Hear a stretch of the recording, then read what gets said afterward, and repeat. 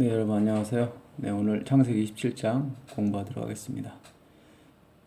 창세기 27장은 이삭이 야곱에게 축복해주는 그런 장면입니다. 이삭에게는 쌍둥이 아들이 있었죠. 에서와 야곱. 에서가 형이었고 야곱이 동생이었습니다. 에서는 북다는 뜻이었고 야곱은 속이는 자, 발꿈치를 잡은 자, 그런 뜻입니다. 발꿈치를 잡다. 창세기 3장 15절에 하나님께서 아담이 범죄한 후에 아담에게 약속을 주시는 원복음이 나오죠. 거기에 보게 되면 뱀의 후손과 뱀과 여자의 후손에 대해서 나옵니다. 뱀은 사탄을 말하죠. 여자의 후손은 그리스도를 말합니다.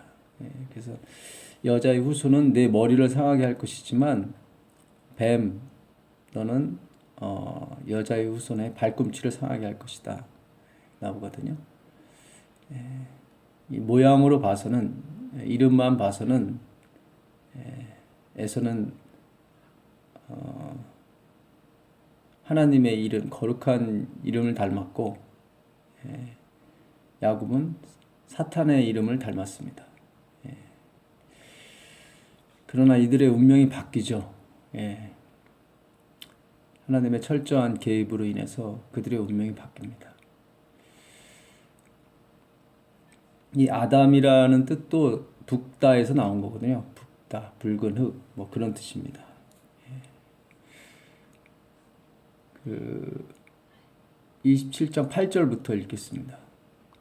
그런즉 내 아들아 내 말을 좇아 내가 내게 명하는 대로 염소 떼에 가서 거기서 염소의 좋은 새끼를 내게로 가져오면 내가 그것으로 내 부친을 위하여 그 즐기시는 별미를 만들리니 내가 그것을 가져 내 부친께 드려서 그로 죽으시기 전에 내게 축복하기 위하여 잡수시게 하라.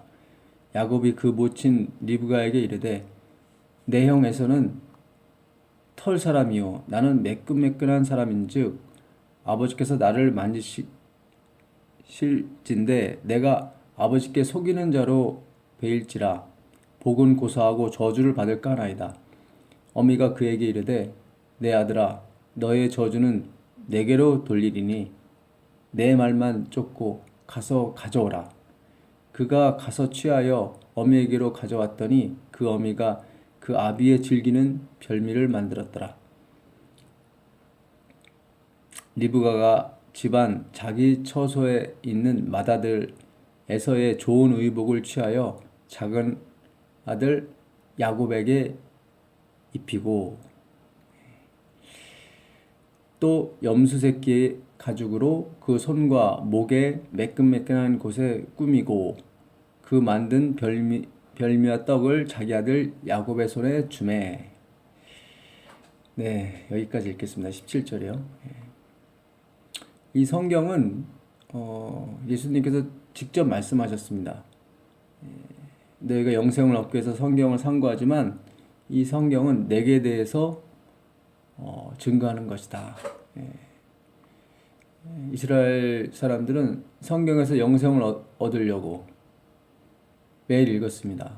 자기가 무슨 행동을 해야 구원을 얻을 것인가 하고 계속 연구했죠. 그러니까 사람의 행위에 초점을 맞춰서 그들은 연구했습니다. 그러나 예수님은 이 성경이 사람의 행위에 초점이 되어 있는 것이 아니라 내게 대해서 예수님에 대해서 증거하는 것이라고 이렇게 말씀하셨거든요. 그래서 결국 그들은 사람의 행위에 초점이 됐었기 때문에 예수님께 오질 않았습니다.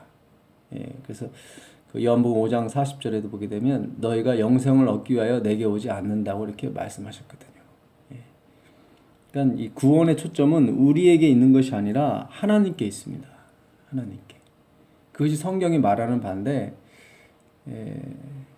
우리는 자꾸 우리의 행위 마치 아담이 그 사탄의 게임에 속아서 선악과를 따먹은 것처럼 어떤 뭐를 해야 뭘 따먹어야 지혜로운 걸 먹어야 탐스러울 만하고 지혜로울 만하게 보이는 것을 먹어야 내가 지혜로워지고 하나님처럼 된다고 착각을 하는 것입니다. 이 27장도 그 맥락에서 비추어 봤을 때, 그러니까 이 모든 성경이 예수님에 대해서 증거하는 것이라고 비춰 봤을 때, 우리가 이 성경을 해석할 수 있는 그런 열쇠가 주어집니다. 지금 보게 되면 이삭이 나이가 많아서 거의 죽게 되었습니다. 그래서 자기 아들 에서에게, 장자죠. 그 당시 장자는 그 집안의 주권을 이어받는, 재산뿐만 아니라 하나님의 그 복을 이어받는 자였습니다. 왜냐하면 하나님께서 장자는 내 것이라고 말씀하셨거든요. 그래서 이삭은 장자 에서에게 그 장자의 특권을 주고 또 축복해 주기 위해서 불렀습니다. 그래서 그 아버지가 좋아하는, 이삭이 좋아하는 그 염소고기를 요리해 오면은 내가 너한테 마음껏 축복해 주겠다고 그랬어요. 그랬더니 그 이삭의 아내 리브가가 그것을 들었습니다. 아마도 에서는 이삭은 에서를 좋아했고, 그 어머니 리브가는 막내 아들, 둘째 아들 야곱을 사랑했던 것 같습니다. 그래서 리브가가 그 축복을 자기가 사랑하는 아들 야곱에게 주기 위해서 그 일을 꾸미게 되죠. 그 리브가가 왜 야곱을 좋아했는지에 대해서는 뭐 성경은 나와 있지 않지만, 그 25장 마지막 절에 보게 되면 그 에서가 26장이죠. 이 전장에 해족 속의 딸과 결혼을 하는데, 그것이 이삭과 리브가에게 큰 근심이 됐다고 말을 해요. 그리고 27장 말미에서도 보게 되면 그 야곱을 그 자기 자기 오라버니 라반의 집으로 보낼 때 이삭에게 얘기하기를, 내가 이 야곱만큼은 다른 족속에게 장가 보내지 않겠다. 두 번 다시 내가 마음고생을 하지 않겠다. 그런 장면이 나오는 걸 보면 리브가는 그냥 무조건 야곱을 좋아한 게 아니라 어떤 하나님의 그 뜻, 그것을 굉장히 소중히 생각했던 것 같아요. 그러니까 자기 민족, 믿는 사람끼리 서로 결혼해야 된다. 에서의 행동으로 봐서는 그가 하나님의 복을 받기는 마땅치 않다고 생각했던 것 같습니다. 어쨌든 이 어머니가 그 작은 아들을 불러서, 야곱을 불러서 이제 그 아버지가 너한테 축복을 줄 거니까 염소 새끼를 가져와라. 그럼 내가 아버지가 좋아하는 별미를 만들어서 너한테 줄 테니까 아버지한테 가서 복을 받아라. 그랬죠. 그랬더니 이제 야곱이 나는 목소리도 형의 목소리가 아니고, 특히 형은 몸에 털이 많았는데 나는 매끈매끈하다. 그랬더니 이제 그 어머니가 이제 형의 의복을 입히고, 그리고 염소 털로 그 팔에 붙여주고, 그리고 요리까지 해주면서 들여보냅니다. 그래서 결국은 야곱이 형을 대신해서 하나님의 복을 받죠. 이삭이 빌어주는 축복을 받습니다. 그러니까 뭐 이삭이 주는 복은 아니고요. 복을 빌어주는 거죠, 이삭이. 복을 주시는 분은 하나님이시죠. 이 장면을 보게 되면 마치 우리가 구원받는 모습을 보는 것 같아요. 우리는 본질상 진노의 자녀였죠. 야곱은 원래 본질상 진노의 자녀입니다. 형의 발꿈치를 잡은 자였죠. 마치 사탄이 예수님의 발꿈치를 상하게 한 것처럼.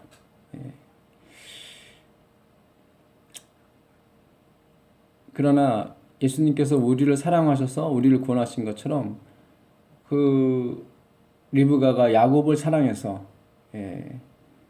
야곱에게 에서의 옷을 입히고 또 염소의 털을 붙여주고 또 요리까지 해줍니다.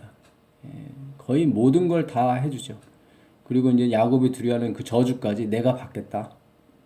들켰을 경우에 저주를 받으면 어떻게 합니까? 그랬을 때 어머니가 그런 말을 하죠. 그 저주는 내게 돌리라. 이게 바로 예수님의 모습 같아요. 예수님이 지금 야곱은 본인의 모습이 아니에요. 다 형의 모습이죠. 실제는 야곱이거든요. 사기꾼. 근데 외모는 다 에서예요. 우리가 구원받는 것도 마찬가지예요. 우리는 본질상 진노의 자녀고 정말 마땅히 죽어야 될 사람인데 예수님의 의의 옷을 입음으로써 우리가 구원을 얻는 겁니다. 야곱이 아버지를 속이고 형을 속여서 축복을 받을 수 있었던 것은 야곱처럼 보였기 때문에 그런 거죠. 우리가 구원받는 것은 마찬가지입니다. 우리가 예수님이 되는 건 아니에요. 우린 영원히 피조물입니다. 그러나 예수님처럼 보이기 때문에 아버지께서 허락해 주시는 거죠. 이것이 바로 성경 전체를 흐르고 있는 주제입니다, 사실은. 야곱은 그 팥죽 한 그릇에 장자의 명분을 샀어요.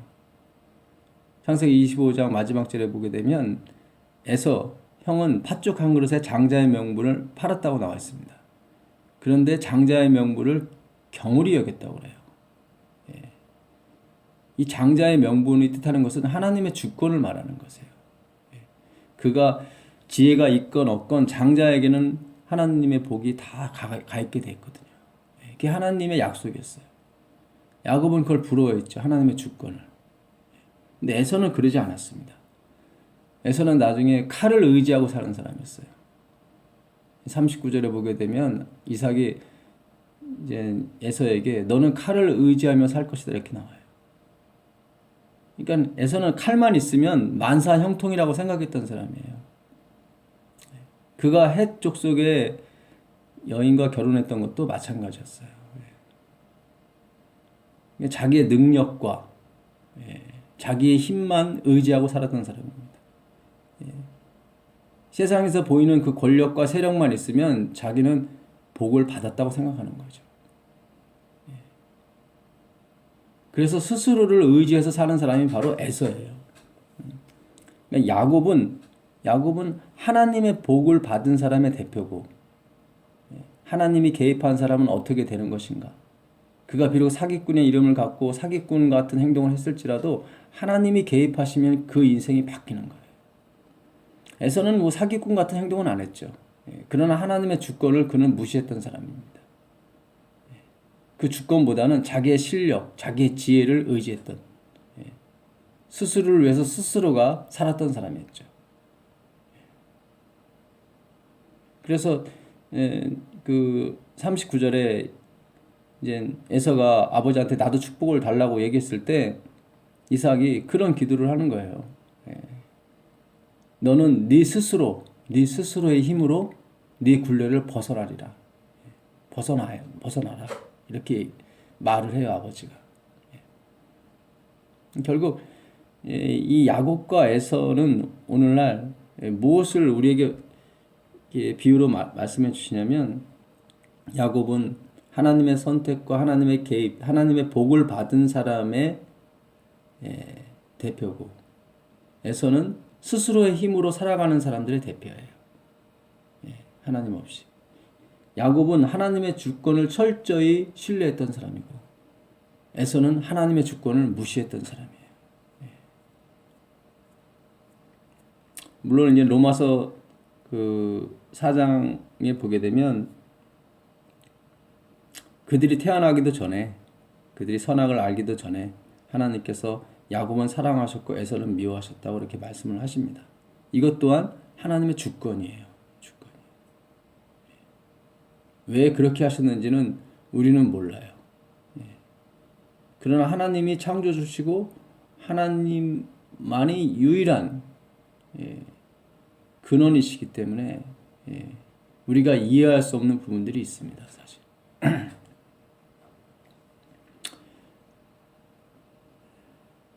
그래서 이 하여튼 리브가가 그 저주까지라도 내가 받겠다. 너는 나를 믿고 내 말만 줬고 가서 가져오라. 너의 저주는 내게로 돌리라. 이게 바로 예수님의 모습이죠. 하나님의 모습이에요. 내 아들아, 너의 저주는 내게로 돌리라. 오늘 예수님께서도 당신을 믿는 백성들에게 그렇게 말씀하십니다. 너에게 있는 저주는 내게로 돌리라. 그것이 바로 십자가였죠. 이 십자가도 사실 하나님의 절대 주권에서 나온 것입니다. 우리가 아직 죄인 되었을 때 아버지께서 그리스도께서 십자가에서 못 박혀 돌아가심으로 아버지께서 우리를 향한 사랑을 확증하셨다고 말씀하시거든요. 그러니까 우리가 어떤 요구나 어떤 자격이 구비되었을 때 예수님이 십자가에 돌아가신 게 아니라 우리가 죄인 중에 있을 때, 심지어 내가 죄인이라는 것조차도 알지 못했을 때 이미 예수님은 돌아가셨죠. 그게 아버지의 뜻이었고 아버지의 절대 주권이었어요. 그러니까 하나님은 당신 아들보다 우리를 어떻게 보면 더 귀하게 여기셨어요. 마치 여기 리브가가 큰아들 에서보다 작은아들 발꿈치를 잡은 자 야곱을 더 사랑했던 것처럼 이해가 안 가죠. 야곱은 사기꾼이고 발꿈치를 잡은 자인데. 그러니까 하나님께서 당신 아들을 죽이시고 우리 본질상 진노의 자녀 하나님을 대적한 사람을 구원하셨다는 것은 사실 말이 안 돼요. 이건 말이 안 되는 거예요. 우리가 아무리 어질고 아무리 착하다 뭐 좋은 품성을 가졌다 할지라도 그걸 쫓아갈 수가 없어요. 그럼 말이 안 되는 거죠. 어찌 가장 가치 있는 것을 가장 가치 없는 것을 위해서 희생을 합니까? 실로 그분의 품성, 하나님의 품성은 우리가 측량이 불가능합니다. 측량이 불가능해요. 우리가 하나님에 대해서 알아야 됩니다. 하나님에 대해서 알아야 됩니다. 하나님에 대해서 모르면 우리가 천국에 갈 수가 없습니다. 영생은 유일하신 참 하나님과 그의 보내신 자 예수 그리스도를 아는 것이라고 그랬거든요. 교회는 하나님을 가르쳐 주는 것이에요. 하나님이 누구신지. 그것은 오직 성경에만 있습니다. 그래서 교회는 성경을 연구하는 것이고 성경에 대해서 공부하는 것입니다. 하나님이 무슨 말씀을 하시나? 하나님의 생각은 무엇인가?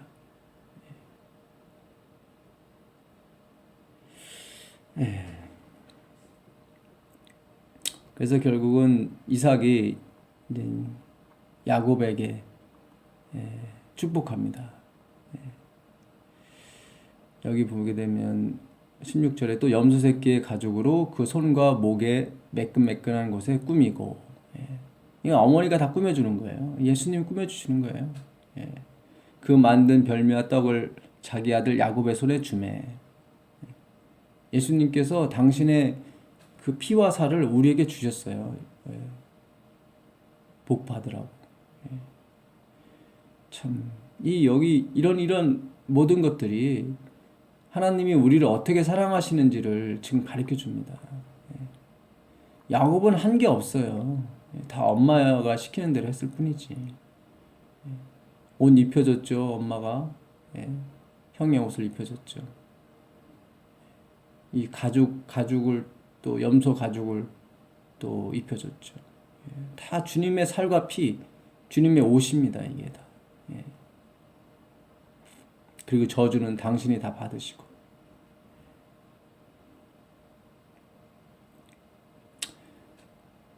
그래서 이제 이삭이 27절 이하에 축복을 합니다. 27절 보시면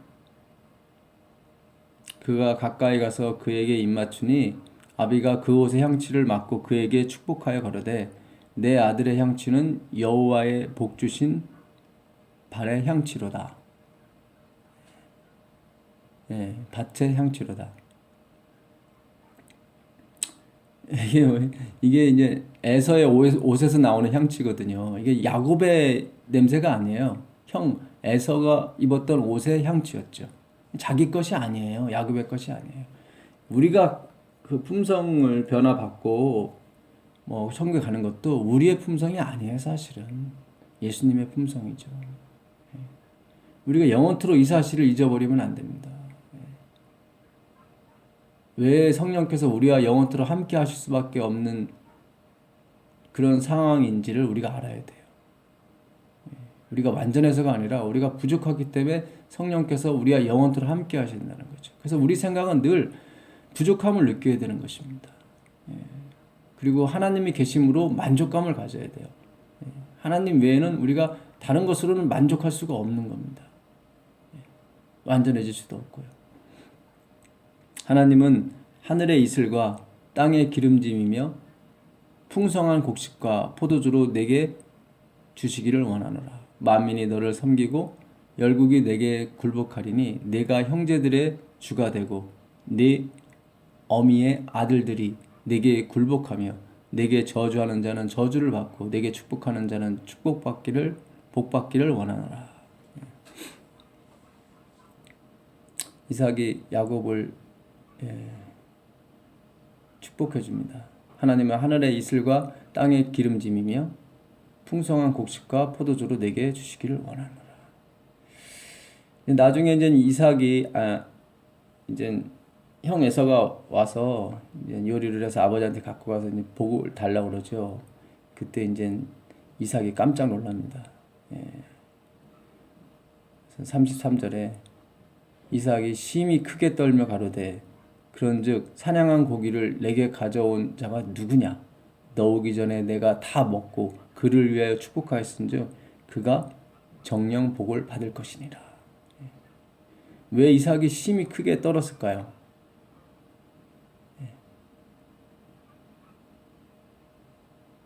이것이 하나님의 뜻이구나 하고서 그가 여기서 깨달은 거죠. 왜냐하면 아까 야곱을 주었을 때 분명히 성령께서 임하셨던 것 같아요. 그가 그걸 느꼈던 것 같아요. 하나님이 정말 자기가 생각한 에서에게 복을 주시는구나. 근데 그 복 받은 사람이 에서가 아니고 야곱이었던 거죠. 그래서 이삭이 심히 크게 떨었던 거예요. 이 모든 것이 하나님으로서 나왔다는 것을 그가 알았기 때문에 크게 떠는 거예요. 에서가 복을 달라고 하는데 또 복을 달라고 하는데 이게 만약에 그 축복이 이삭으로부터 나왔다면 전에 건 취소해버리고 다시 에서에게 복을 주면 되는 거거든요. 이삭이. 이 축복이라는 말은 복을 빌다 그런 뜻이에요. 그러니까 이 복은 이삭으로부터 오는 게 아니에요. 하나님께 복을 빌어주는 것 뿐이죠. 근데 그때 성령께서 임하셨던 거예요. 그래서 이삭은 제대로 가고 있구나 생각했던 거죠.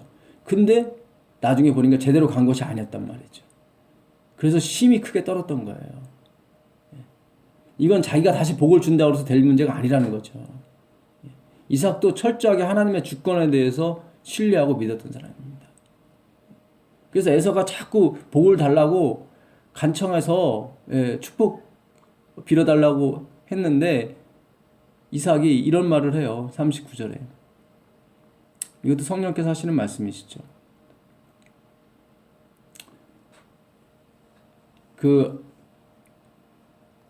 39절 보겠습니다.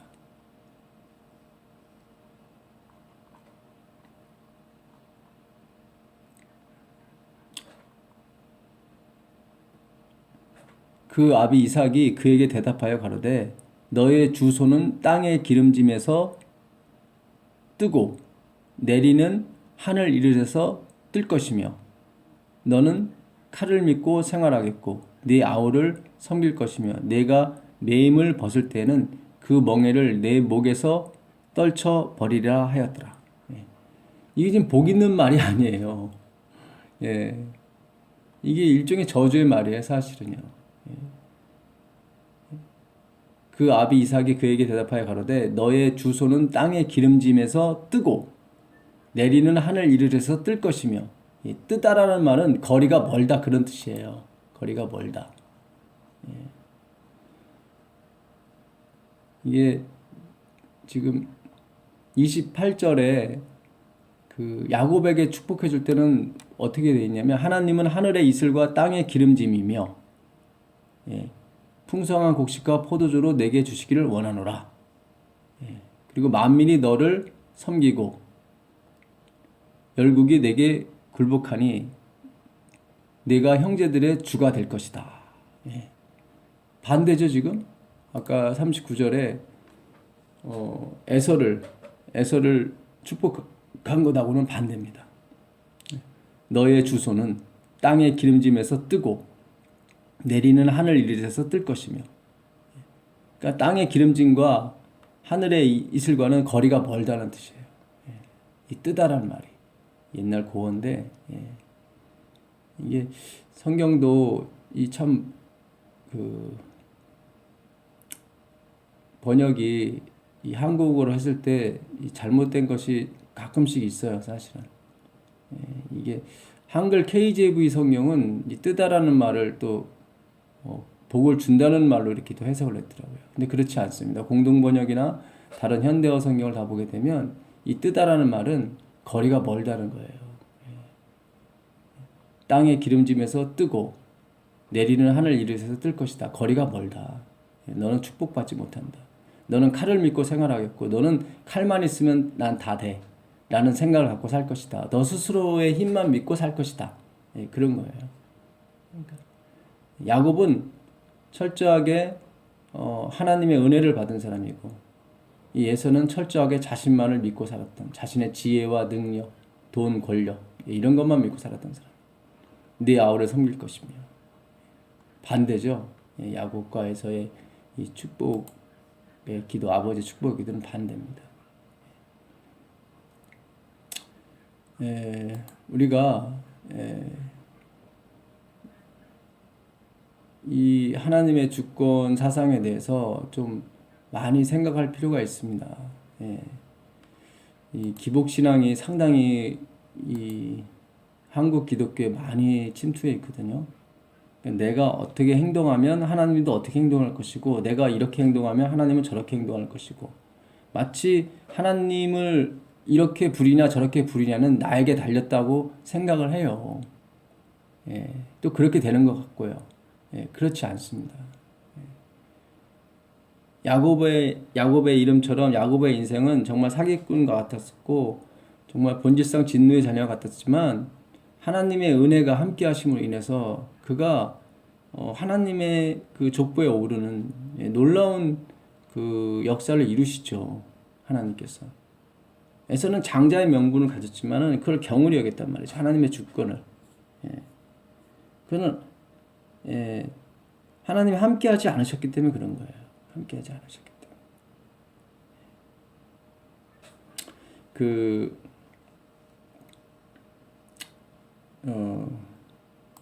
로마서 5장을 가보시면 로마서 5장을 가보겠습니다.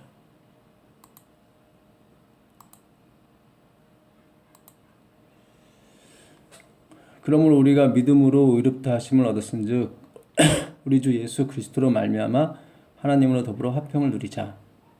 또한 그로 말미암아 우리가 믿음으로 서 있는 이 은혜에 들어감을 얻었으며 하나님의 영광을 바라고 즐거워하느니라.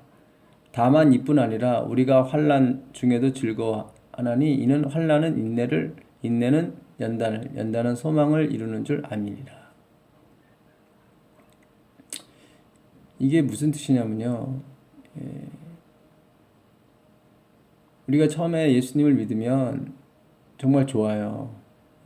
세상을 다 얻은 것 같고 모든 일이 다 잘 될 것 같고 그런데 그렇지 않습니다.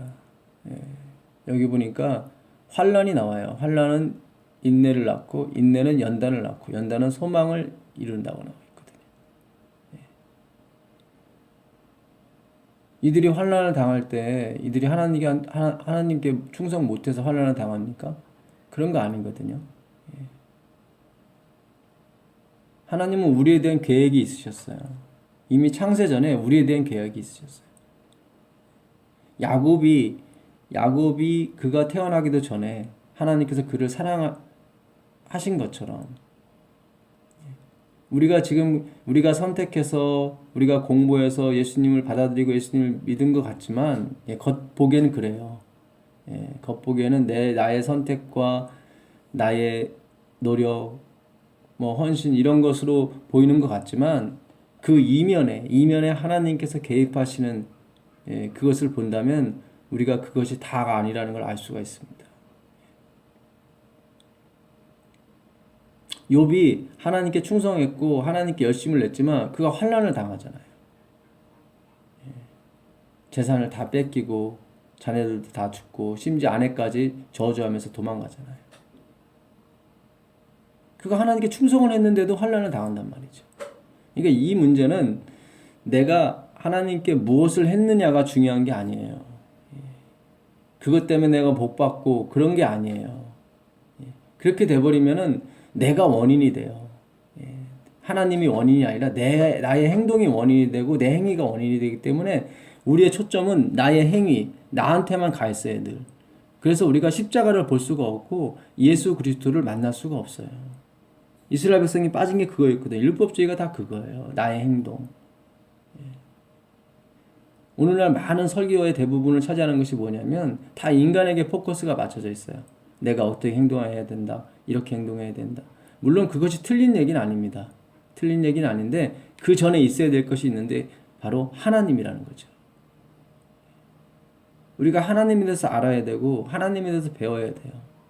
그분으로부터 나오는 그 주권을 배워야 돼요. 능력이죠. 그래 그 안 다음에 나오는 행동들이야말로 나를 자랑하지 아니하고 내가 순종하면서 즐겁게 이 환난과 인내를 내가 감당할 수 있습니다. 근데 하나님을 모르는 상태에서 내가 환난을 당하고 이렇게 되면은 불평과 불만이 나오게 되고 내가 하나님께 이렇게 했는데 하나님은 나를 왜 이렇게 대하십니까? 라고 밖에 말할 수밖에 없는 거죠. 굉장히 단세포적인 그런 생각밖에 못해요. 그러니까 하나님의 최종 목적은 뭐냐면 당신의 그 창조의 목적을 이루는 거예요. 그러니까 하나님의 형상과 같이 우리를 만드는 것이 그분의 목적이에요. 내가 충성하고 내가 헌금하면 하나님이 나한테 복 주고 하는 그런 것을 원리를 가르쳐 주기 위해서 우리를 그리스도인 되게 만든 게 아니라 하나님은 거룩한 고집이 있으세요. 우리를 구원해내서 하나님과 같이 만들겠다는 강력한 의지를 가지고 계시다는 거죠. 강력한 의지. 그것은 우리가 헌금을 많이 낸다고 해서 그걸 깎아주고 뭐 그런 게 아니에요. 그분은 중단 없는 그분의 계획을 실행하세요. 내가 내 형편이 어떠하든지 간에. 그래서 우리가 하나님께 충성할 때도 환난을 만날 수 있고요. 하나님께 헌금 많이 했을 때도 환난 만날 수 있어요. 왜냐면 하나님은 헌금 받고 우리 충성 받기 위해서 우리를 만드신 게 아니거든요. 내가 야곱과 같고 본질상 진노의 자녀 같을지라도 하나님은 당신이 우리에게 가지고 계신 계획, 거룩에 이르는 하나님과 같이 되는 하나님의 형상을 그리스도의 형상을 닮은 그런 사람으로 최종적으로 만드는 것이 그분의 최종 목적이에요.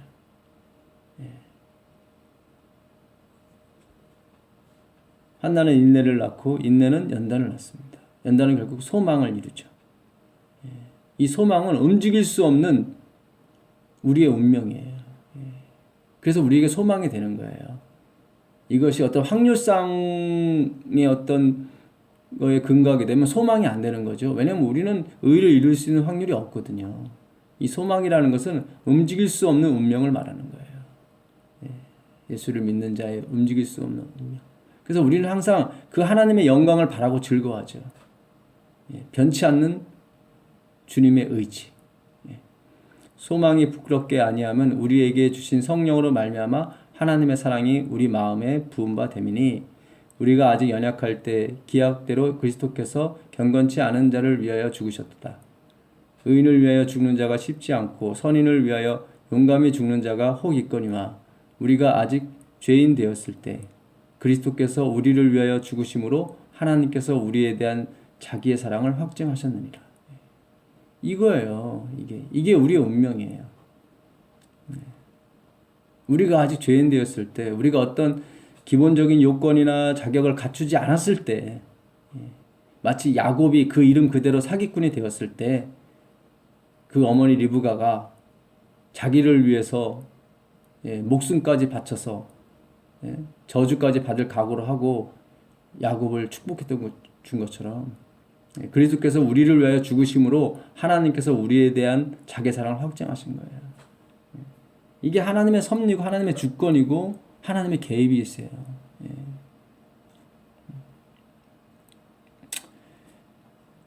에베소로 한번 가보겠습니다. 에베소서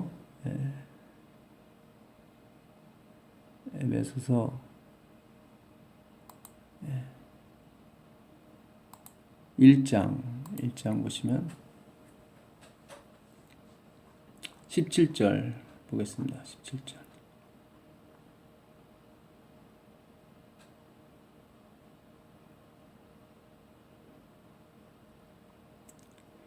우리 주 예수 그리스도의 하나님, 영광의 아버지께서 지혜와 계시의 정신을 너에게 주사 하나님을 알게 하시고, 이게 바울이 원했던 거예요.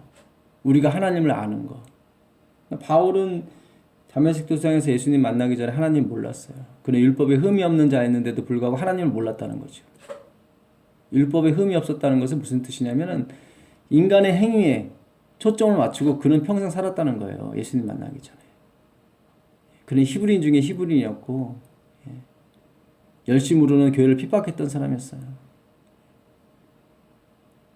그러니까 몰랐어요. 그가 율법만 알았지 하나님을 몰랐어요. 율법을 완전히 지켰지만 하나님을 몰랐어요. 근데 나중에 하나님을 알게 됐죠.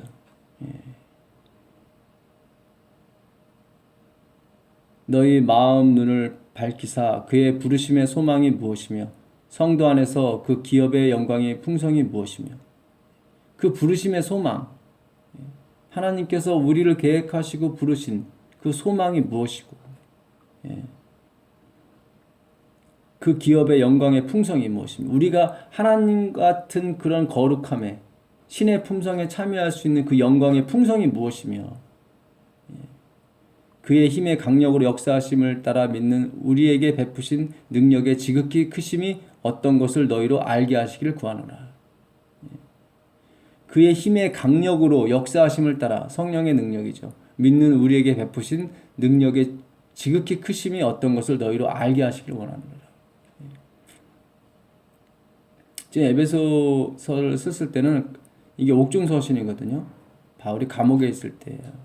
환난 중에 있었어요. 그는 인내 중에 있었고요. 연단 중에 있었어요. 근데 그는 뭘 받냐면 소망을 받다는 거죠. 그 3절에 보시면 찬송하리로다. 하나님 곧 우리 주 예수 그리스도의 아버지께서 그리스도 안에서 하늘에 속한 모든 신령한 복으로 우리에게 복 주시되 곧 창세 전에 그리스도 안에서 우리를 택하사 우리로 사랑 안에서 그 앞에 거룩하고 흠이 없게 하시려고 그 기쁘신 뜻대로 우리를 예정하사 예수 그리스도로 말미암아 자기의 아들들이 되게 하셨으니, 이는 그 사랑하시는 자 안에서 우리에게 거저 주시는 바 그의 은혜의 영광을 찬미하게 하려 하려는 것이라. 우리에게 거저 주시는 바, 리브가가 야곱에게 거저 준 것처럼 그의 은혜의 영광을 찬미하게 하려고 우리를 지으신 거예요. 우리 자신을 영웅으로 만들고 그러기 위해서 우리를 지으신 것이 아니라 신령한 복으로 우리에게 복 주셨어요. 창세 전에 우리를 택하셨어요. 계획하셨어요. 우리로 사랑 안에서 그 앞에 거룩하고 흠이 없게 하시려고, 그 기쁘신 뜻대로 우리를 예정하사 예수 그리스도로 말미암아 자기 아들들이 되게 하셨어요. 다 보게 되면 그리스도 안에서 나와요. 성경은 하나님의 계획이 다 그리스도 안에 있다는 거예요. 그리스도 예수님 안에 있다는 거예요. 그리스도를 벗어날 수가 없다는 거예요. 그러니까 우리는 그리스도와 운명적으로 결합된 사람들입니다. 아까 그 1장 20절 이하에 보게 되시면 그 능력이 그리스도 안에서 역사하사 죽은 자들 가운데서 다시 살리시고 하늘에서 자기의 오른편에 앉히사 모든 정사와 권세와 능력과 주관하는 자와 이 세상뿐만 아니라 오는 세상에 일컫는 모든 이름에 뛰어나게 하시고 또 만물을 그 발 아래 복종하게 하시고 그를 만물 위의 교회의 머리로 주셨느니라. 교회는 그의 몸이니 만물 안에서 만물을 충만하게 하시는 자의 충만이니라. 그는 교회의 머리세요. 예. 그는 모든 정사와 권세와 능력과 주관하는 자와 이 세상뿐만 아니라 오는 세상에 일컫는 모든 이름에 뛰어나신 분이에요. 예. 교회는 바로 예수 그리스도를 믿는 무리들을 말합니다. 저희들을 말하는 거죠. 이 교회는 몸이에요. 몸. 예수님은 머리시고.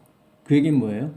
우리가 하나님의 택하심을 받고 하나님의 그 뜻 안에서 이제 환난도 만나고 인내도 만나고 연단도 만나고 소망도 갖는데 이런 모든 과정에 있어서 목표하신 바 그 앞에 거룩하고 흠이 없게 하시려고 우리를 택하셨단 말이죠. 근데 그 거룩하고 흠이 없는 과정으로 가는 데까지 누구와 우리가 운명적으로 결합이 되어 있냐면 바로 예수님이라는 거예요. 그리스도. 그가 머리시고 우리가 몸이라고 하는 것은 우리가 운명적으로 우리는 결합되어 있다는 거예요. 예수님과. 그래서 우리가 예수님을 알지 못하고는 우리가 능력도 받을 수 없고 우리가 거룩하고 흠이 없게 될 수가 없어요. 예수가 없이는 그렇게 될 수가 없어요. 그리고 예수님을 그럼 어떻게 만날 것이고 어떻게 할 것인가? 그는 성경밖에 없는 거예요. 예수님께서 이 성경에 내게 대해서 증거하는 것이라고 그랬거든요. 모든 것이 그 예수 그리스도는 뭐의 상징이에요? 하나님의 은혜의 상징이세요. 은혜의 상징. 인간 안에 하나님 아버지께서 들어오신 거예요. 이게 은혜예요. 이 영광이고요.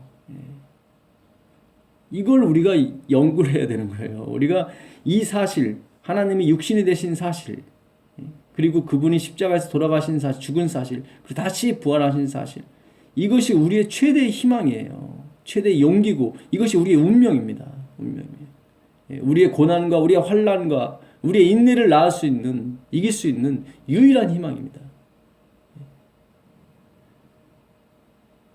예수가 없는 지혜, 예수가 없는 성경, 예수가 없는 설교, 이건 다 무의미합니다.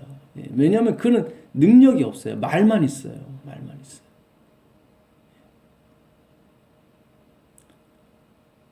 예수가 있는 공부, 예수가 있는 성경은요, 처음에는 그렇게 뭐 빠른 것처럼 보이지 않아요. 이해가 잘 안 가요. 어려운 것 같기도 하고. 늦어요. 언제 이 사람이 커서 거룩하게 될까? 답답함도 있어요. 그러나 그분의 섭리 안에 묶여 있기 때문에 야곱이 20년간 고생을 합니다. 이제 형을 속이고 가서. 그때 야곱의 나이가 70세였어요. 형을 속이고 떠날 때가 70세. 나중에 90세가 돼서 돌아오죠. 야곱은 70세까지도 결혼을 못했어요. 나중에 이제는 그 라반 삼촌의 레아, 라헬과 결혼을 하죠. 늦어요. 늦은 것처럼 보여요. 에서는 25장 마지막 절에 보니까 40세에 결혼했어요. 빨라요. 칼도 있고 힘도 세고 빨라요. 야곱은 70세까지 결혼을 못하고 장막 안에만 거했던 무능력한 사람이었어요. 야곱은. 사기꾼 같았었고 아주 음산하잖아요. 벌써 장막 안에 거했다는 것 자체가 비활동적이고. 그러니까 아버지는 이 야곱을 남자답지 못하고 저런 애가 무슨 이 가업을 이어갈 수 있겠는가라고 걱정했던 사람이 바로 야곱이었어요. 아버지가 봤을 때. 에서는 당당하고 아주 출중하고 잘 나갔던 아들이었죠. 그래서 당연히 하나님의 복은 에서한테 갈 거라고 믿었어요. 이삭. 근데 하나님은 아니었단 말이죠. 하나님은 늘 중심을 보시는 분이에요. 겉을 보시는 분이 아니에요.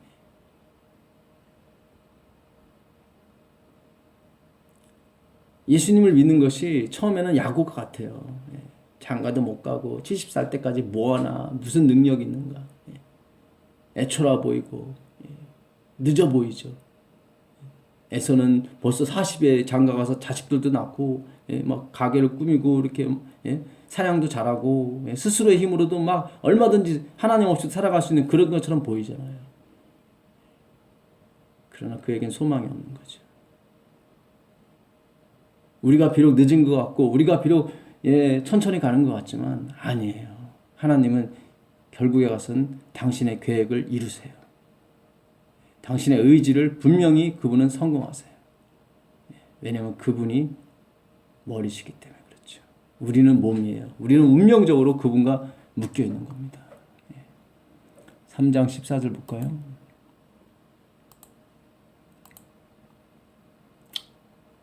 (3장 14절) 야곱이 그렇게 형으로부터 도망갔을 때 나이가 70이라는 게 참 놀랍죠. 예. 연애신에 보면 70살이라고 나옵니다. 예.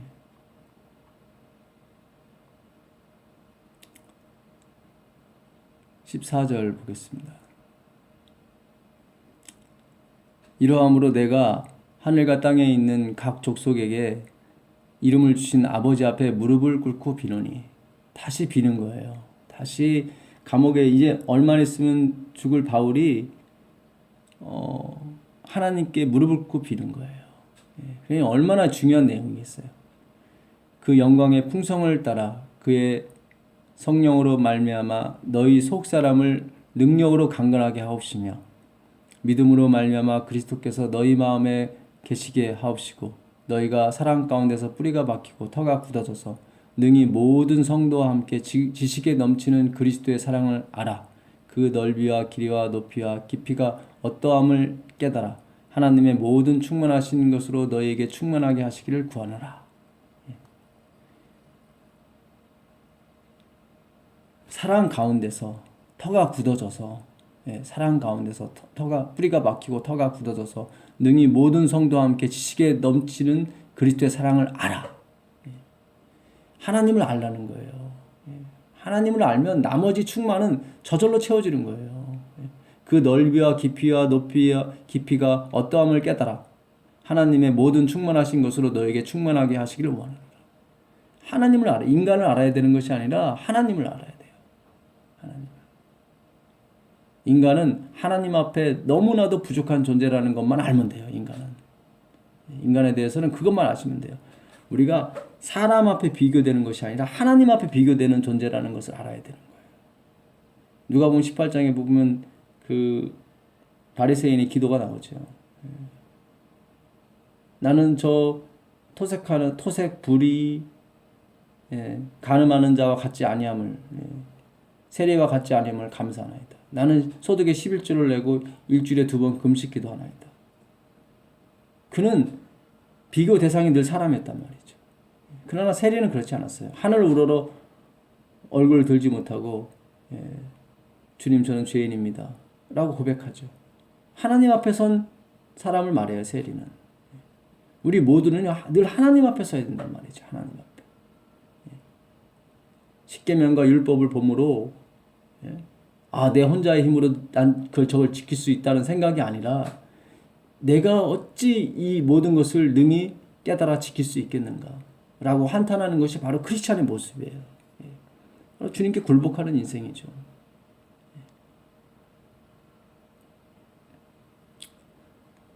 그래서 우리의 설교의 대부분을 차지하는 것이 사실은 이렇게 해라 저렇게 해라 저렇게 해라 저렇게 이렇게 해라 저렇게 해라 이거예요. 그러면 너희가 복을 받을 것이다. 이렇게 되면 무슨 현상이 벌어지냐면요. 내가 어떻게 하느냐에 늘 관심을 가져요. 하나님의 은혜에 관심을 갖기보다는 내가 늘 이거를 못해서 저거를 못해서 절망하게 되고 실망하게 되죠. 항상 목적이 이렇게 하는 게 원인이에요. 그러니까 십자가는 생각할 수가 없어요. 예수님에 대해서 하나님에 대해서 알 필요가 없어요. 제일 중요한 게 뭐예요? 내가 어떻게 행동하느냐. 그거에 늘 관심이 있어요. 그러다가 복을 받게 되면은 역시 내가 이런 것을 했기 때문에 하나님이 나한테 복 주시는구나. 그거 아니에요. 욥의 경우를 보시면 알아요. 그거 아니에요. 내가 이 행위를 하든 안 하든 하나님의 계획은 움직이신다는 거예요. 환난은 인내를 낳고 인내는 연단을 낳고 연단은 소망을 낳는다는 것은 내 행위에 상관없이 주님께서 가실 길을 가시겠다는 거예요.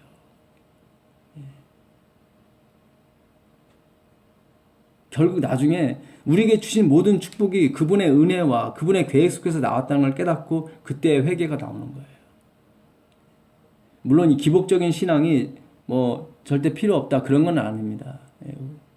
우리 본질상 진노의 자녀이기 때문에 뭐 떡 주지 않는다고 그러면은 안 가죠. 더 어렸을 때 뭐 크리스마스 때 교회에서 선물 준다고 하니까 다 갔지 뭐 그때 누가 예수 그리스도의 사랑을 알아서 간 사람이 누가 있습니까?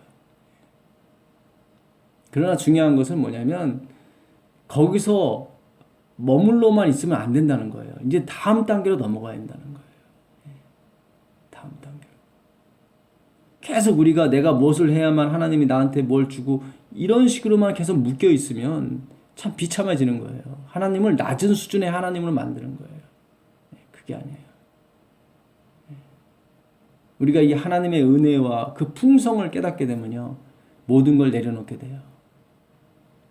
내가 했던 그런 모든 것, 내가 앞서갔던 모든 것, 그걸 다 내려놓게 돼요.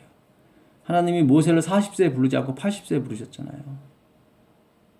40대는 그가 혈기왕성해서 자기 힘으로는 모든 것이 가능했던 나이였거든요. 모세의 왕자였잖아요. 애굽의 왕자, 곧 왕이 될 사람이었는데 그때 하나님 부르지 않으셨어요.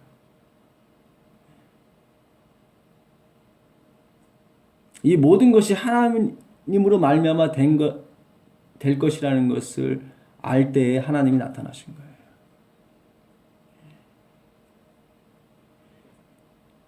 그래서 지금은 우리가 하나님의 사랑을 입을 때입니다. 하나님이 우리의 행위와 상관없이 은혜와 복을 주세요. 복을 주세요. 그럼으로써 우리가 내가 주님께 한 게 아무것도 없는데 어찌 나한테 이런 복을 주셨나 하고 우리는 감탄하게 되고 그분에 대해서 다시 한번 생각하게 되고 그분의 영광과 은혜를 찬미하게 되죠. 나 행한 것 죄밖에 없는데 저 일본 같은 경우도 보세요. 일본은 신이 그 나라 백성 수보다 많대요. 그런데도 뭐 우리보다 엄청 잘 살잖아요. 그러니까 잘 살고 못 살고 이런 문제가 아니라 그러니까 자꾸 우리가 예수님 믿으면 복 받고 엄청나게 잘 산다. 물론 그것도 뭐 거짓말은 아니에요. 그러나 그것만이 있는 게 아니라는 거죠. 그것만 있는 게 그것이 전부가 아니라는 거죠.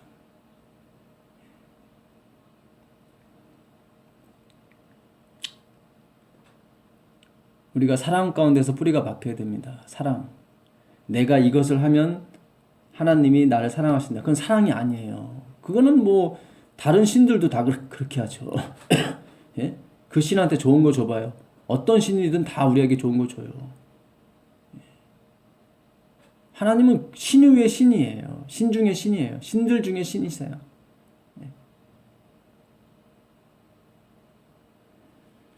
너희가 악할지라도 자식에게 좋은 것으로 줄 줄 알거든. 바로 우리가 악할지라도 자식한테 좋은 거 줄 줄 알잖아요. 그분은 그거보다 뛰어나신 분이죠. 오늘 마태복음 27장에서 리브가가 야곱을 사랑하는 장면을 봤습니다. 사기꾼 야곱, 장막에만 거했던 여자 같은 야곱, 나이 70 먹기까지 아무런 능력이 없던 야곱. 그에게 이제 희망이 없다고 사람들은 생각했을 거예요. 그때 하나님은 일하기 시작하셨죠. 그 이후로도 20년 동안 그는 고생했습니다. 90세 때까지. 그러나 하나님이 12아들을 두시잖아요. 12아들. 그게 12지파가 되잖아요. 나중에 그 이름을 이스라엘로 바꿔주시잖아요. 그 운명을 바꿔주시잖아요. 왜요? 하나님의 개입으로 말미암아 그렇게 된 거예요.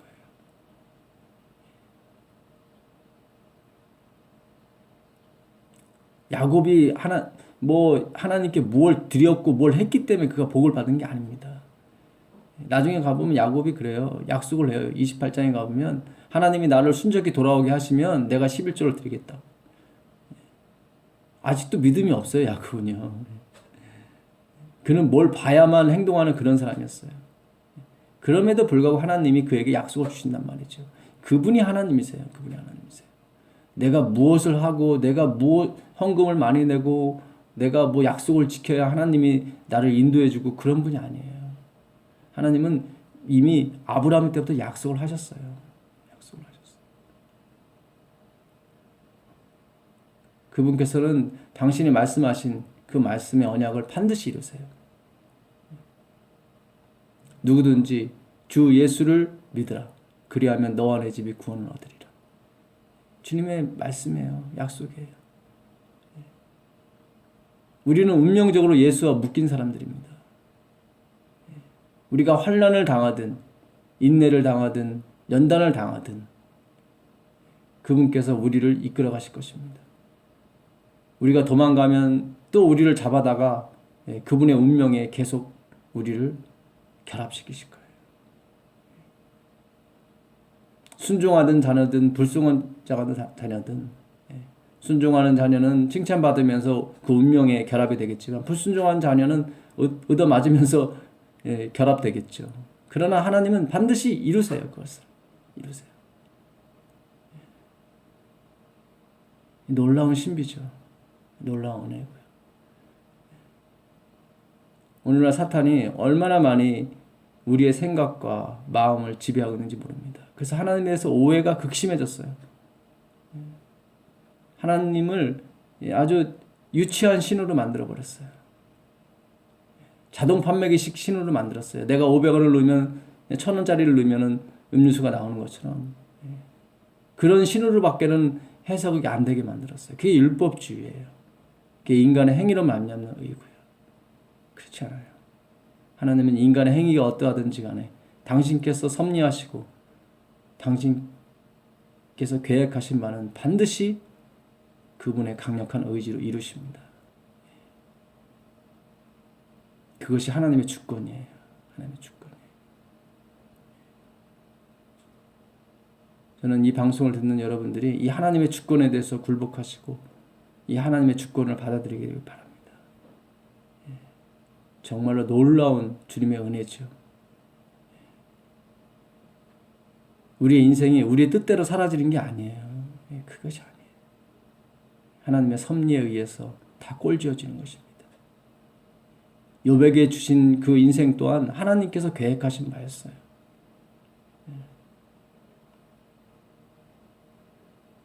철저하게 하나님은 그 계획을 이루어 가십니다. 욥이 뭐 불만과 불평과 뭘 안 해서 그런 게 아니라 불평과 불만이 많이 나와요. 3장 이후부터는 계속 나와요. 원망이 나오죠. 비명이 나온 거죠. 비명. 환난을 당하니까 비명이 나온 거죠. 그러나 결국 하나님께서 이기시고 욥을 단련시키시고 연단시키셔서 그로 회개케 하시고 그리고 전에 듣기만 하던 하나님을 보게끔 해주시죠. 그분이 바로 예수 그리스도셨습니다.